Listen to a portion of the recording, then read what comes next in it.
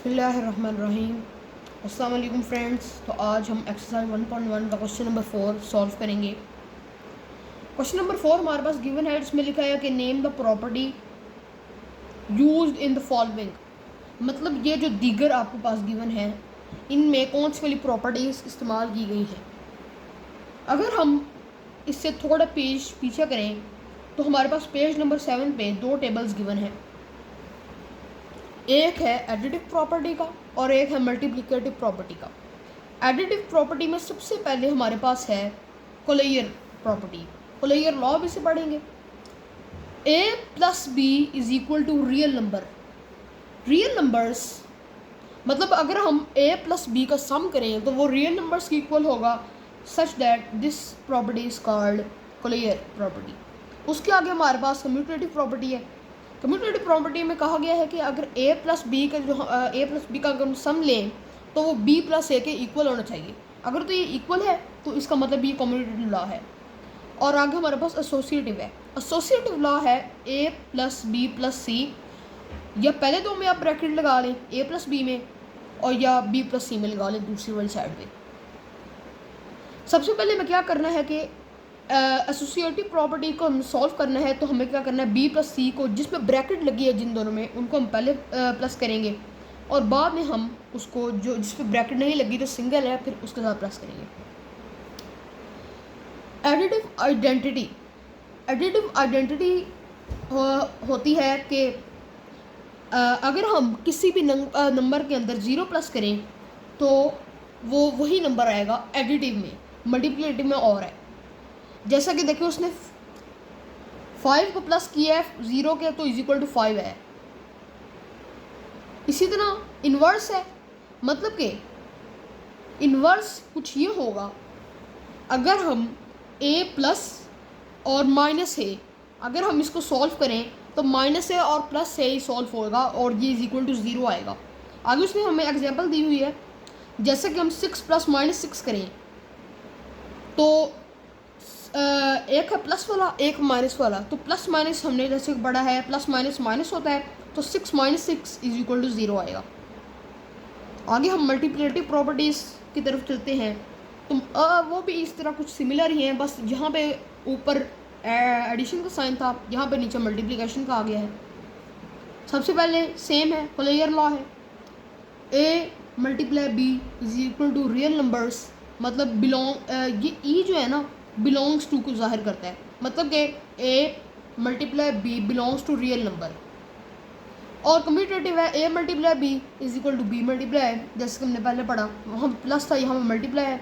यहाँ पे एसोसिएटिव भी सेम ही है, a मल्टीप्लाई जहाँ पे कुछ नहीं होता साइन वहाँ पे हमेशा मल्टीप्लाई का साइन होता है। a multiply into b multiply c is equal to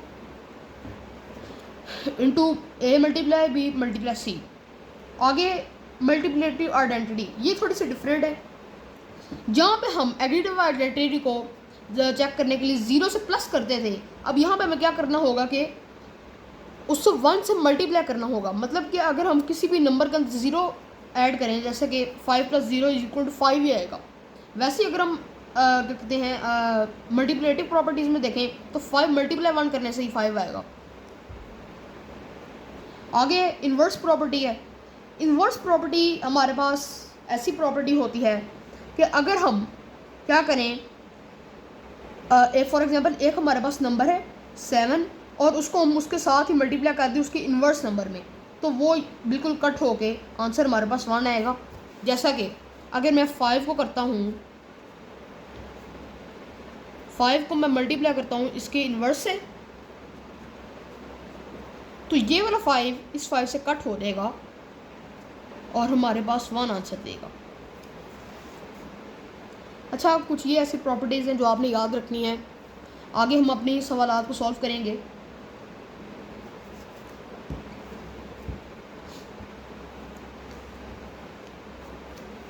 अच्छा जी, क्वेश्चन नंबर 4 का हमारे पास पहला पार्ट गिवन है, जिसके अंदर उसने क्या है कि a plus 4 plus B a plus 4 plus B, मतलब जिसके अंदर ऐसी वैल्यू ऐसा क्वेश्चन जिसके अंदर 3 वैल्यूज़ आ रही हैं, तो वो, और देखें यहाँ पे मैं आपको कहा था एसोसिएटिव प्रॉपर्टी में ऐसा भी हो सकता है पहले दो में या तो ब्रैकेट आ जाए या तो आखिरी दो में ब्रैकेट आ जाए। देखिए जो फॉर्मूला हमारे पास गिवन था उसमें ये इक्वल के लेफ्ट साइड पे लास्ट टू में ब्रैकेट थी, इसमें पहले टू में ब्रैकेट है तो इससे कोई फ़र्क नहीं पड़ता। तो हम इसको लिखेंगे this property is known as associative property। आगे हमें इसकी एक और चीज़ भी ऐड करनी पड़ेगी, क्योंकि ये मल्टीप्लायर की प्रॉपर्टी नहीं है, प्लस की है, तो हम इसको लिखेंगे विद रिस्पेक्ट टू एडिशन। मतलब ये एडिशन की रिस्पेक्ट से, मल्टीप्लिकेशन ये नहीं है, यहाँ पे एडिशन है, तो हम यहाँ पे आगे ये ज़रूर मेंशन करेंगे कि एडिशन की प्रॉपर्टी है। आगे इसका हम सेकंड पार्ट की तरफ देखें तो हमारे पास सेकंड पार्ट गिवन है √2 plus √3 is equal to √3 plus √2।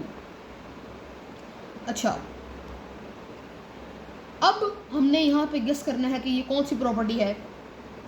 तो ये हमारे पास प्रॉपर्टी गिवन है कम्यूटेटिव लॉ की, मतलब है कि a plus B is equal to B plus A. मतलब अगर हम इन दोनों का सम करें तो इन दोनों के सम के इक्वल आएगा, चाहे वो वैल्यू ये वाली पहले आ जाए या बाद में आ जाए, सम उसका इक्वल ही रहेगा। तो हम इसको लिखेंगे this property is known as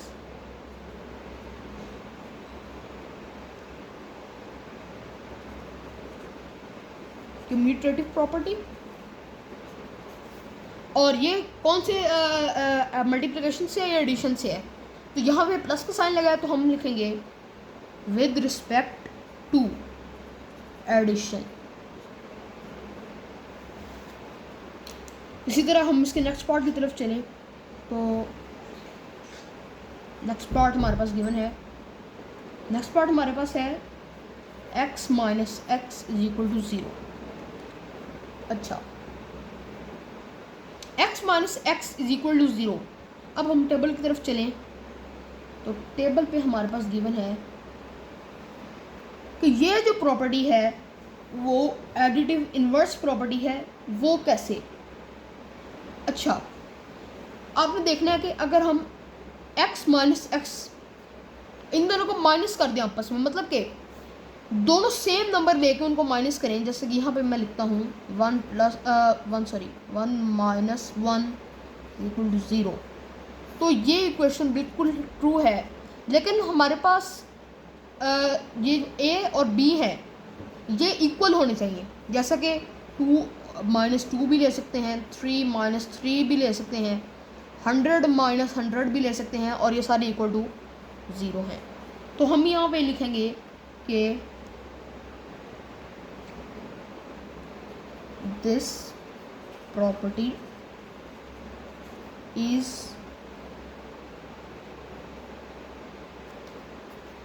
additive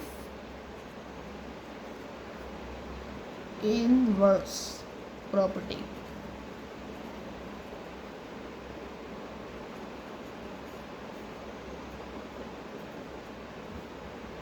अच्छा जी, तो हमारे पास ये एडिटिव इन्वर्स प्रॉपर्टी गिवन है। आगे हम इसके फोर्थ पार्ट की तरफ चलें तो फोर्थ पार्ट हमारे पास है a b plus C is equal to a b plus A C. अच्छा जी, अब ये हमारे पास थोड़ा सा डिफरेंट सवाल है। तो अगर हम इसको टेबल की तरफ से ही देखें तो टेबल पे हमारे पास ये गिवन है, या तो ये कम्यूटेटिव हो सकता है या तो ये एसोसिएटिव हो सकता है। तो अगर हम लेफ़्ट साइड देखें तो वो इसकी एसोसिएटिव जैसी लग रही है, और जो राइट साइड है वो कम्यूटेटिव की जैसी लग रही है थोड़ी थोड़ी। लेकिन लेकिन अगर हम इसको देखें मल्टीप्लिकेटिव प्रॉपर्टीज़ में, तो ये मल्टीप्लिकेटिव प्रॉपर्टीज से भी नहीं बिलोंग कर रही है। तो अब ये कौन सी प्रॉपर्टी हो सकती है? ये होगी प्रॉपर्टी हमारे पास left distributive property.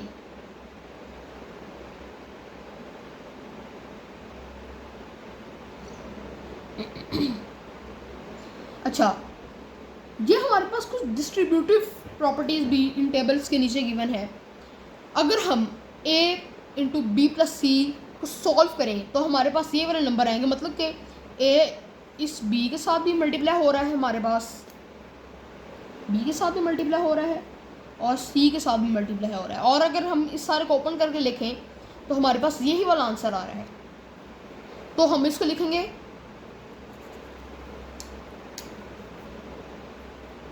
It is left distributive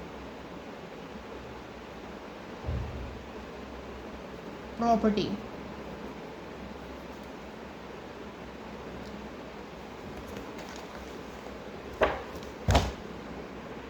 अच्छा जी, अगर हम नेक्स्ट फिफ्थ पार्ट की जानिब चलें तो फिफ्थ पार्ट हमारे पास गिवन है 16 प्लस 0 इज इक्वल टू 16।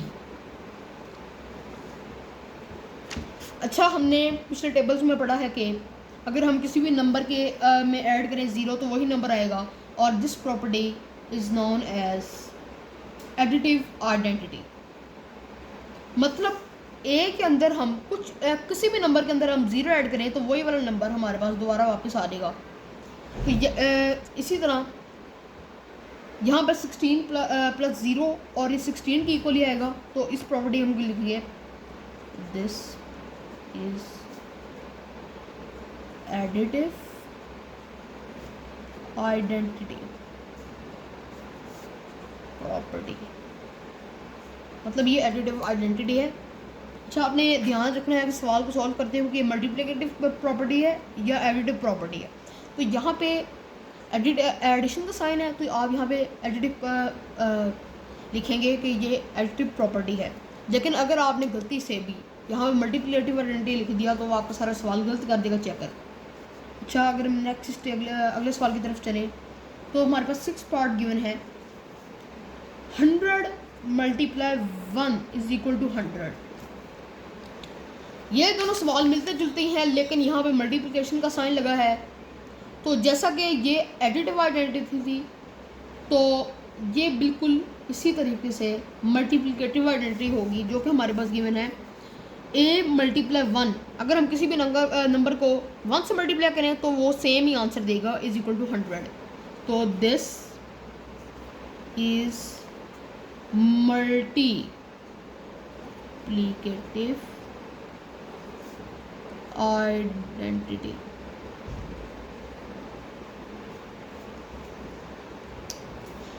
अगर हम नेक्स्ट पार्ट की जानिब चलें तो नेक्स्ट पार्ट हमारे पास 7th पार्ट गिवन है। इसका 7th पार्ट हमारे पास 4 multiply into 5 multiply 8 equal two into 4 multiply 5 multiply 8। अच्छा जी, ये जो हमारे पास 7th पार्ट गिवन है ये हमारे पास है एसोसिएटिव प्रॉपर्टी अंडर मल्टीप्लिकेशन। मतलब कि अगर हम पिछले टेबल की जानिब चलें तो ये एसोसिएटिव प्रॉपर्टी हमें नज़र आ रही है। जैसा कि यहाँ पे टेबल में लिखा है कि एसोसिएटिव प्रॉपर्टी है, और जहाँ पे किसी भी कोई भी साइन नहीं लगा होता वहाँ पे हमेशा मल्टीप्लाई लगा होता है। तो a multiply b multiply c, तो कुछ यही सेंस हमारे पास यहाँ इस सवाल में भी बन रही है। तो यह सवाल हमारे पास होगा this is associative property with respect to multiplication. मतलब ये एसोसिएटिव प्रॉपर्टी है रिस्पेक्ट टू इसके मल्टीप्लिकेशन की, क्योंकि मल्टीप्लाई का साइन आ रहा है। अच्छा, अब अगर हम इसके लास्ट पार्ट की जानिब चलें, लास्ट पार्ट हमारे पास गिवन है 8 पार्ट, जो कि है A multiply B into B multiply A. जैसे कि हमने पढ़ा कि A plus B is equal to B plus A, तो यहाँ पे मल्टीप्लाई का साइन आएगा, ना भी लगाए तो भी कोई फ़र्क नहीं पड़ता। अच्छा, तो ये मल्टीप्लाई का है, तो इस मल्टीप्लाई की प्रॉपर्टी में हम देखें तो ये हमारे पास बन रहा है commutative property with respect to multiplication, क्योंकि A multiply B is equal to B multiply A. अगर हम किसी नंबर ए नंबर को अगर हम बी से मल्टीप्लाई करें तो बी मल्टीप्लाई ए की इक्वल ही आएगा। तो हम इसका आंसर लिखेंगे, दिस इज कम्यूटेटिव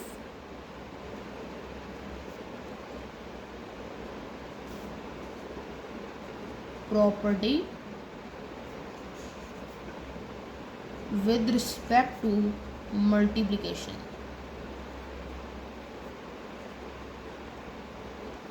अच्छा जी, आज का लेक्चर हमारा यूं ही ख़त्म होता है। इंशाल्लाह एक नई वीडियो के साथ हाजिर होंगे। अगर आपको किसी भी चीज़ में कोई भी प्रॉब्लम अगर आपको फेस करनी पड़ रही है तो आप कमेंट बॉक्स में लाजमी पूछिएगा, मैं अगली वीडियो में इसका ज़रूर जवाब देने की कोशिश करूँगा। इस सवाल को सॉल्व करते हुए आपने इन दो टेबल्स का ख़ास ख्याल रखना है। अगर आपको ये दो टेबल्स नहीं आते होंगे तो आपसे ये वाला सवाल बिल्कुल भी नहीं हल होगा। इंशाल्लाह एक नई वीडियो के साथ दोबारा हाजिर होऊंगा क्वेश्चन नंबर 5 को लेकर। तब तक के लिए अल्लाह हाफ़िज़।